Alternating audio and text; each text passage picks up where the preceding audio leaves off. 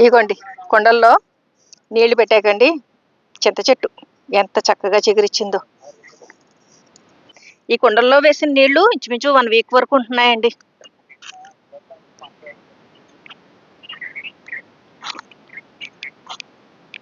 ఇగో చూసారా, ఇవన్నీ కూడా మీరు పాత వీడియోలో చూస్తే ఈ అసలు అన్ని మూడుల్లాగే ఉన్నాయి. ఇది హనుమాన్ ఫలం. దీనికైతే ఒక్క ఆకు కూడా లేదండి. ఎండిపోయి మొత్తం ఆకులన్నీ రాలిపోయి కాడ కింద ఉందన్నమాట. అంటే ఆకులు రాల్చే కాలం, అందువల్ల కూడా ఆకులు రాలి ఉండొచ్చు.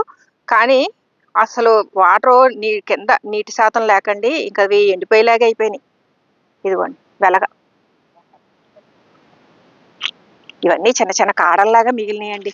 మీరు ఆ పాత వీడియో చూస్తే ఆ మొక్కలన్నీ కూడా ఇలా మూడుల్లాగే ఉన్నాయి. ఈ చిగుళ్ళు రావడం ఇవన్నీ చూసి మాకైతే చాలా చాలా హ్యాపీగా అనిపించిందండి. చూసారా, ఇది బిలవపత్రం వల్ల ఇరిగేషన్ అని పురాతనమైన విధానమేనండి ఇది.